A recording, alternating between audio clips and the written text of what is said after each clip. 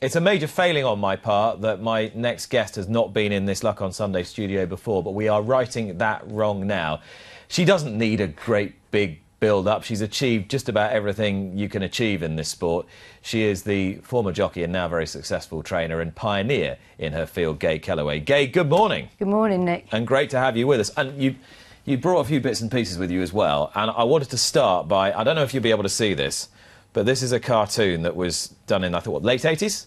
No, early 80s. Early 80s. Yep. Saying, I don't care who's sponsoring Gay Kelleway, you're not going out like that. Now, where can I show it to you there? I think you'll just see it there, and it's the horse emblazoned with advertising. There we go. And what I didn't realise until you told me is that you had the biggest sponsorship in racing at the time. The first commercial sponsorship at the time. This was in the early 80s. It was Heinz. So tell me how that all came about. Obviously, I was making great strides as a lady jockey. I rode in the Oaks, and obviously, I think it happened before the Ascot winner. Actually, the Ascot winner was obviously the icing on the cake for the sponsorship, Heinz. And they came about because back in those days, amazingly enough, well-known sportswomen at the time were appearing in various. I met Princess Diana, fortunately, when they opened a big centre up in London.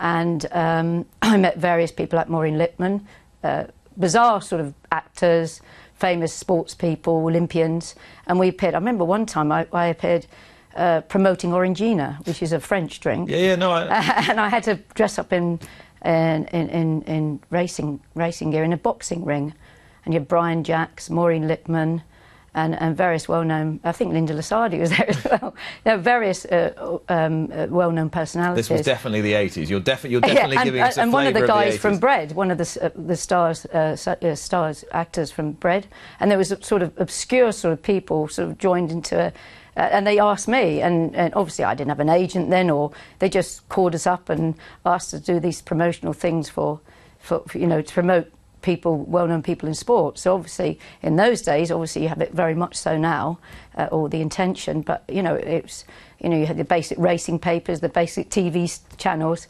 So it's quite good. It was certainly I did some obscure things. But I suppose that's a measure of the fact that racing was pretty close to the spirit of that time, and absolutely, more so than obviously it is now. And you as a female jockey who was getting on were a pretty big deal. I think maybe people forget. It was a big deal. It was because obviously in the 80s the governing bodies at the time, the Jockey Club, they didn't want a woman stepping on their toes. There wasn't. I think there might have been Lady So and So that was a steward in the background, but basically women didn't appear. There was, I don't think there was many women trainers at the time. Very few women trainers. Well, there aren't now. We'll come there's on to not that a huge later. amount, no, but the ones that are very good. But, and women weren't apparent, and even riding out, there would be a couple of girls in my dad's string, and even at Clive Britton's there'd be a few where I rode out as well, a few girl riders or grooms, but it was male-orientated. Did you want to do it? When you were a child, did you actually want to do it? I actually wanted to be a trainer from very young. When I got involved in racing, I actually went to college in Cambridge and I was studying art. I was very sort of arty, and it was that sort of era. But my dad was short-staffed one day, and he said, "Can you come and ride? Will you ride out?" And I thought, "God, do I have to?" So how old are you at this point? I think I was about 16. So I rode out. And I thought, I quite like this. I really enjoyed it. It was refreshing. Went down the Lime Kilns Gallop, and I thought, this was great. I used to lie about my weight because I'd be put on the worst horses. With Clive as well. Clive Britton, he always used to put me on the slowest horses because I was about 7.5 stone. So I sort of got hooked on it then, and I started being an amateur. And I ended up being a champion amateur lady jockey when I think I'm still the youngest at 18. To be champion, and I thought, that's it, I'm done.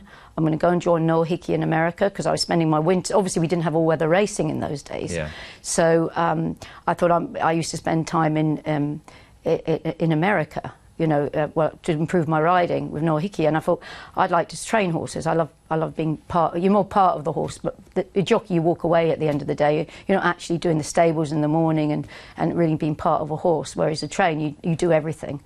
And it's much more mentally skilled than being a jockey.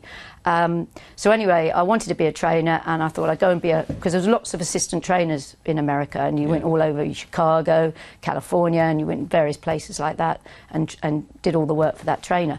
So anyway, I was going to go there, and Father said, "You can't go there, you're going to turn professional." I said, "You're having a laugh, aren't you? I'm not riding against Lester Piggott and Pat Edry." I said, "Women don't," I felt that way. Women do not ride against men professionally. It was just completely amateur sport, and it was good fun, and I enjoyed it and had a great time, met some wonderful people. Elaine Mellor was top amateur then, and I was with her, and it was great. But I wasn't going to be a professional rider, so I was kind of forced into it. Yeah. He said, "You've got to ride, I need your help, I'm not getting the rides," and I sort of turned professional in mid-season. I find it quite fascinating, actually, because your dad, Paul Kelleway, was a brilliant jump jockey. And a hard man of the old school, but he wanted you, his daughter, to turn professional. There's an interesting contradiction there, isn't there, between somebody of the old school but someone who wanted a female rider to ride, But on Father equal never terms looked at with me men. like that. Well, he No. treated me like I was his son, really. He said, "You should have been the boy." That's what he used to say.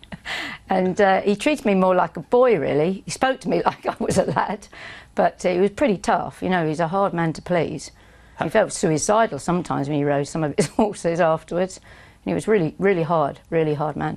I never forget, he told me off from getting beat on one at Yarmouth. In those days, the winnings enclosure was quite away from where you pulled up, and I got the biggest rollicking all the way there. I thought, what am I doing this for? And I ended up riding in winters in New Zealand for a really good trainer over there, Alan Jones, and he was really a kind man. So all these trainers can't be that hard. They were quite tough in those days, trainers.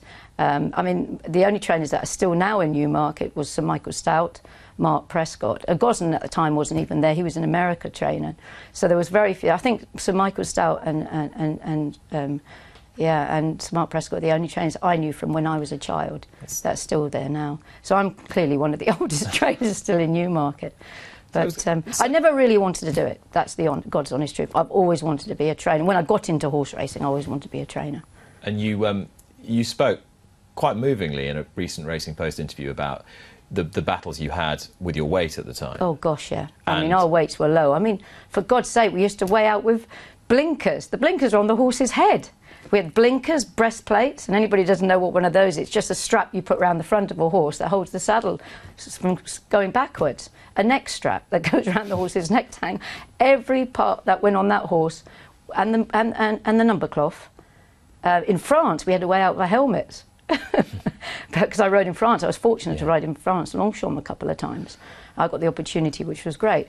But it was ridiculous. So obviously, and we were riding there was weights as low as 7 stone. So you imagine those jockeys would have to be about 6 stone 10, because our saddles were heavier, our gear was heavier.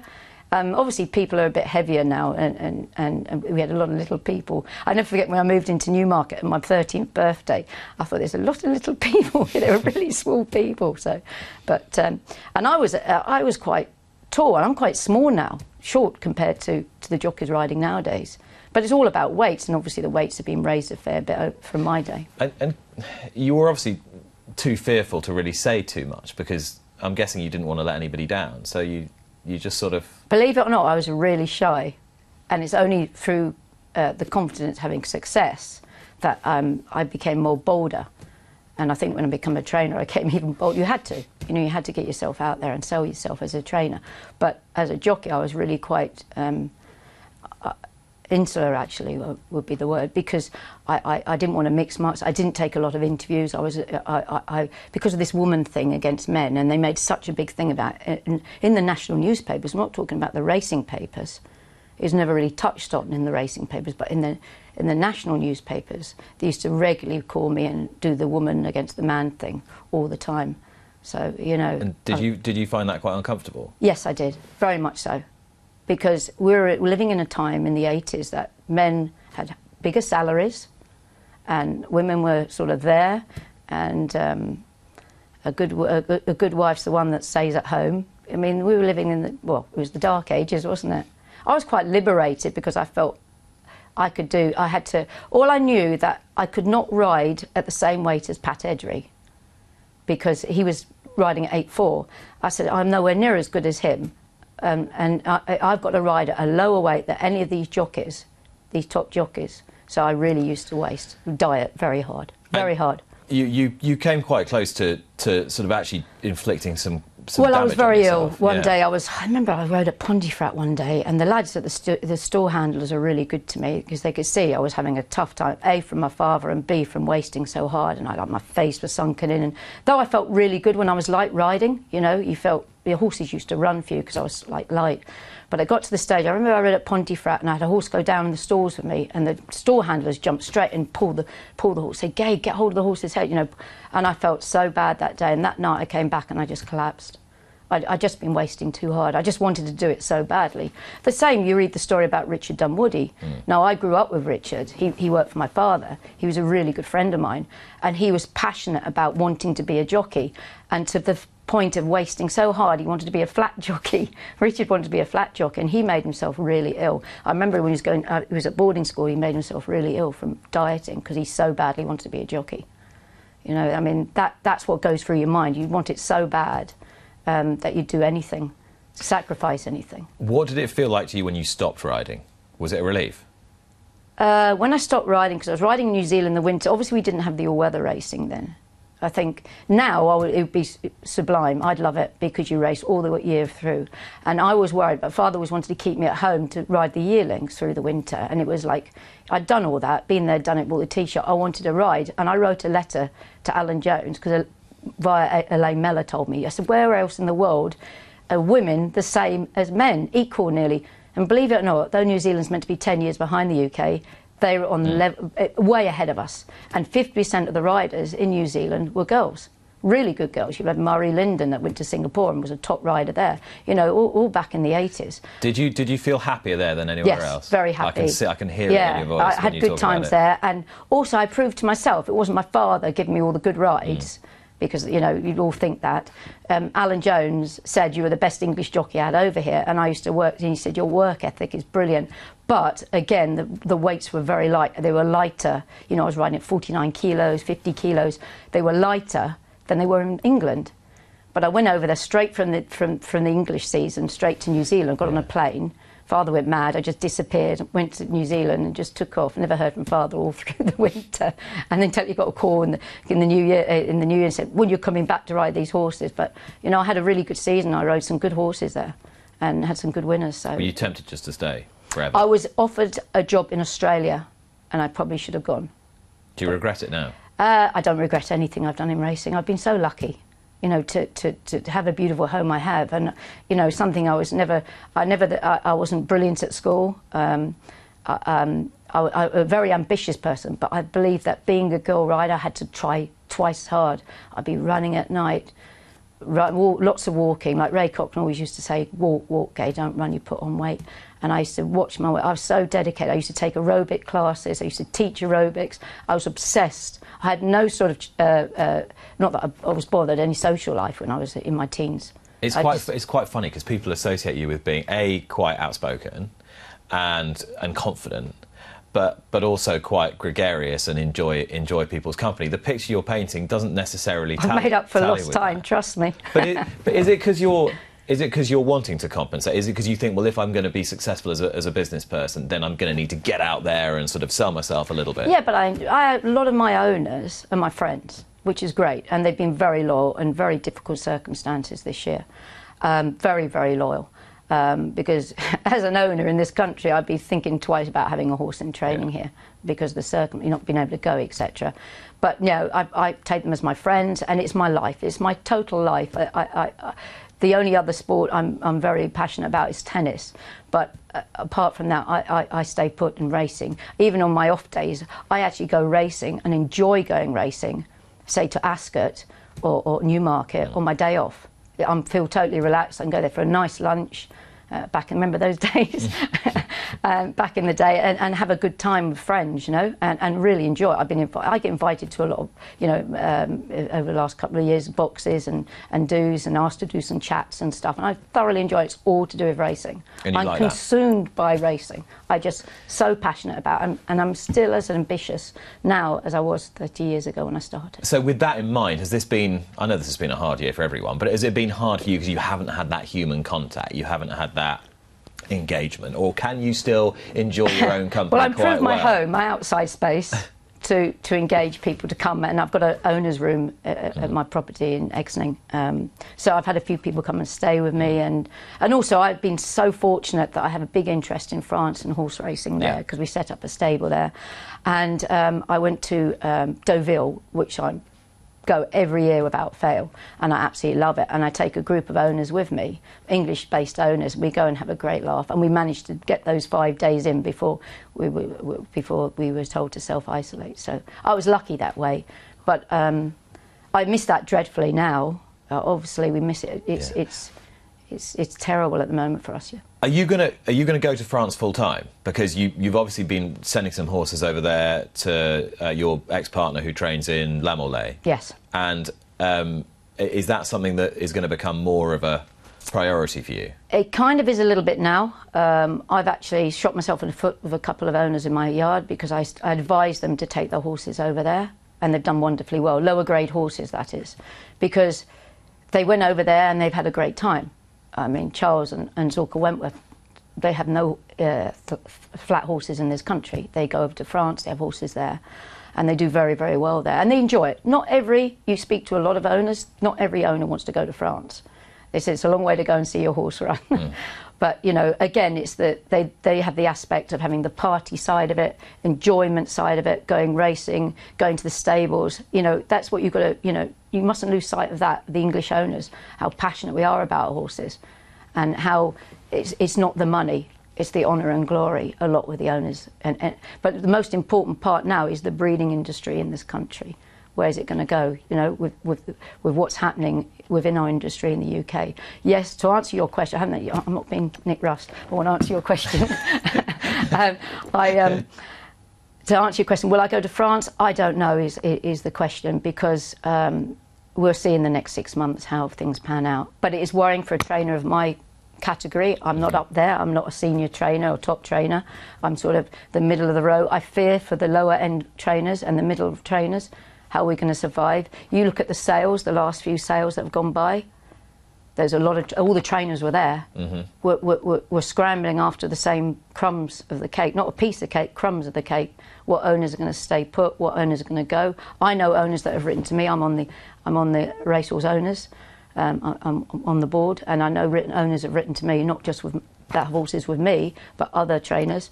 And they say, you know, we're giving up, we might as well spend that 60 grand on ourselves, or should we go to France? You know, and these are worrying times. So you're in this curious position where you're now a council member of the Racehorse Owners Association, so you've got a bit of influence. I mean, you could shout loudly enough anyway, but you've now got some, you know, political levers to pull. But you're also advising owners to send horses to France. Well, not all of them, but it's a straight. So they don't leave racing. Yeah. Because they're going to leave racing, you know. And if you see the people that are in racing now, they're a little bit younger than I'm in my 50s, but there's not too many young people out there. And thank God for the younger trainers that have come in it, the George Booleys and the Charlie Fellows.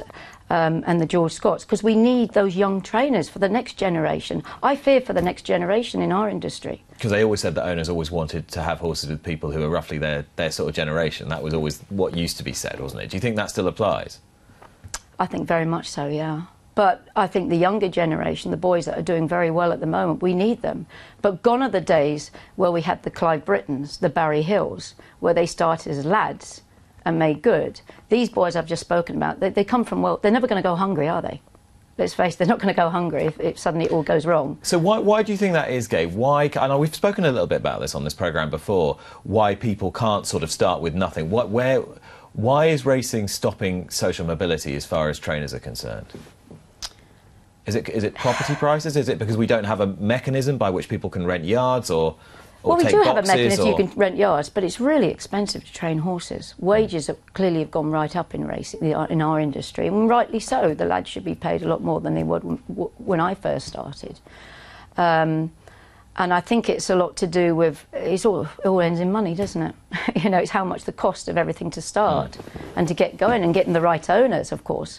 A lot of owners are now going half in horses with trainers, or a quarter. Those owners that were taking whole horses are taking half a horse. And so forth. You know, a lot of owners are taking 10% when they would have half a horse. They've really cut down. And we've got a lot more trainers now, of course, from when I first started. And there's not, like I said, there's not enough pieces of the cake to go around, really, realistically. When you get up every morning, do you still approach the job with the same enthusiasm that you did 25 years ago? Absolutely, because I step out my front door and I see some beautiful horses. And I love my horses. You know, I just love going around, and they all have different personalities. And I do it because I'm a little bit girly. I love horses. Mm-hmm. I don't do it because, you know, I think about how much I'm going to earn or what I'm going to do. I just love being around. I'm so lucky to do a job that I love being around. You know, horses every day. I'll never forget, I worked in London for a couple of years before I started training. And I used to ride out on a weekend. God, I miss horses. Just touching them, being near them. You know, I should be buried with one, really. But no, it's actually being associated with that animal, and it's amazing what we do. And they get so well looked after, horses. So well looked after, especially in this country. We really look after our horses well here. Are you better with horses or better with humans? Oh, definitely better with horses. Yeah, yeah. I think a lot of people will tell you so. Yeah, yeah. But as I said, I've always wondered whether your image as a sort of, you know, being quite forthright and slightly sharp-tongued, I always wondered whether that was really Gay Kelleway or not. Well, you know, I believe there's a lot of people that are sitting on their hands at the moment, not saying anything, and they're good speakers. You know, they come and talk to you and sit over a coffee and chat away and come up with really good stuff, but go and say it. You might as well be dead if you don't speak out. You know, I'll go and stand on my soapbox and speak out if I think it's right. And you know it's right. It's common sense it's right. But we haven't got, in our industry, we haven't got enough people that actually speak out. We have a lot of governing bodies and people that run various, you know, things. But I still think there's not enough people that actually come out and say things and be forthright. You've got to be more forthright. That's the way I am. I'm forthright. What you see is what you get with me, always. So the answer to my question is yes. That is. I guess so. You know that. Look at you. You're a bit. That is the pride. Oh my God! What's she going to come out? No, with not next? at all. Listen, if I didn't want you to come out with something interesting, I wouldn't have asked you on. But the public Gay Kelleway that we see is the private Gay Kelleway. I'm passionate. I mean, I know right and wrong. I know right from wrong, and I would go and say something to a steward if I feel that the horse isn't being treated right by a particular trainer at a racecourse, and I've been rubbished for that. But I will go and say something to the steward. If I see there's a lame horse walking around that, you know, in the stables before racing, I will say something. Whereas a lot of them, oh, don't get involved, don't get involved. I think that's only right, and I think about the horse. I really think about the horse first. I think if there was something that struck me, it's all very well to, you know, we can lob grenades at the Jockey Club or the BHA. It's easy enough to do. We all do it. It's quite straightforward. For you as a member of the training profession to actually hold your fellow professionals to account, now that's brave, because you're risking being unpopular. And we've talked about this before. You think that not every trainer is looking after these horses as well as they should be. That's something I don't know, but I look. It's not my job. It's the BHA. They have very good people in place keeping an eye on stuff. And I think, like I said, I think our horses get very well looked after. But I think, getting off the subject, I think like John Gosden said, you know, we've got to get our house in order over this business. But who's running the house? You know, who's in charge of this house? You know, we've got some really good trainers like Mark Johnson. He's a great spokesman, and he would be right up top there to speak out. But they give up. Oh, we're speaking deaf ears, but you know, we need strong personalities to get out there and really do some kicking arse. Who would you like to see running the sport? You're going to laugh now. Mark Johnson. Mark Johnston, the trainer. Yeah. I think he's incredibly intelligent. He comes with some great ideas. He says, and I totally agree with him, that racing should be more applicable to the public. We should understand it better. You read a race card, it's foreign to a lot of people. They don't understand it. See, football's so simple to the average guy off the street because you're just kicking one ball into one side and another ball into another, two teams. We should simplify racing a lot more. We should sell it better that way. Make it more sexy racing. We don't make it sexy enough. Well, talking of when racing was sexy, back in the 1950s, your father was riding for Fred Astaire. That's right, yeah. I mean, this is the time when film stars owned racehorses, and everyone loved the game. I don't know if you can see it there. If we can pick it up on that camera, you can see on the left there it says, "To Paul Kelleway, thanks for taking good care of Rainbow Ice. Sincerely, Fred Astaire, 1956." And on the right there's a picture of your dad riding the brilliant dual champion hurdle winner Beulah for Fred Winter. But it was a glamorous, sexy industry then. It was, very much so. So you now have to apply that to, what we love now, and you're the person to tell us how to do it. I don't know if I am, but we've got to appeal to the younger generation. We've got to make racing a bit more sexy. It's very stiff upper lip. Come on, Nick. Come on. It still is quite stiff upper lip, isn't it, racing? Do you not think the sport is trying to sort of diversify its fan base? You guys make it easier because you understand it. The TV guys are trying to make it more, anybody can come into it. But we've got to stop saying how much a horse costs on the TV because you frighten so many people away. Oh, it was cheap. 15,000. That's not cheap to the layman on the side of the street. That's £1 each way on a horse. I found myself saying to somebody, "God, I can't believe that horse only cost 90 grand." And I'm like, you can't say that. I know. You make a good point, I think. You've got to make racing affordable. And a lot of people, I have all types of people have shares in horses with me. You can buy a 5% share for a minimal amount of money, a few £100, and get involved. And at least you can get into the races. You're not the public that can't get into the races. But, you don't have to be a rich person to be part of a syndicate. And we must embrace, like the Australians, syndicates. Because they really make it doable and make it fun. And so many of the top horses in Australia are syndicate owned. And they embrace the whole of the nation, Australia.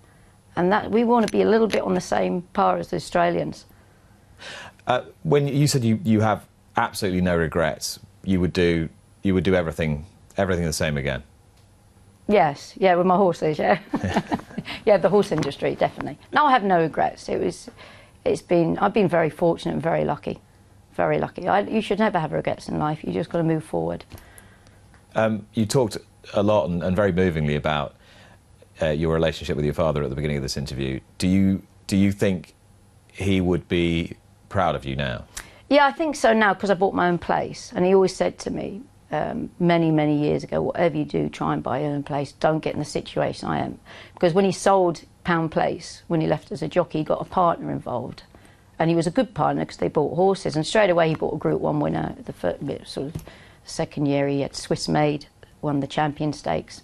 And then he ended up with Madame Gay that won the French Classic after being 6 years in training racehorses. So, he'd been very lucky that way, but always, he had a good life. Don't get me wrong, he travelled all over the world, he had a great life, but he never really had a lot of money. And he was always living off the bank or a partner involved. He said, whatever you do, he said, try and do it all on your own. Which I did, fortunately, happily I did. I didn't buy a massive big place, but a very comfortable home and some lovely stables. And you have done it all by yourself? Yes, I have. To be fair, I've been very fortunate with my head girls I've had over the years. I had Jo Crowley, who ended up training herself and retired. And I've got Elizabeth Mullen, she worked for Sir Noel Merlis, and she's been with me 20 years, and Sir Michael Stout. So I've been very lucky with my head people in my staff. I've been very lucky that way. And they're like a rock to me, because you can't sail the ship alone being a trainer. You've got to have good people behind you. And you've done it brilliantly for so many years. Gay, thanks so much for talking to me. Pleasure. Thanks for coming in. Gay Kelleway, who's been my guest today. My thanks to Gay, and my thanks to Nick Rust as well for his contribution toward the beginning of the programme. And, of course, Cornelius Lycett. We will be back next week when, amongst my guests, incidentally, will be one of the people that Gay was just talking about, who trained a winner at Newmarket yesterday, George Bowie. Yeah, good young trainer. Will be on the show this time next week. Thank you very much for being with us today. We will be back with you on Lock on Sunday a week from now. Bye-bye. Subscribe to Racing TV to be notified when more Luck on Sunday videos are appearing online. And don't forget to join me for the show every Sunday morning from 9 o'clock with the best guests.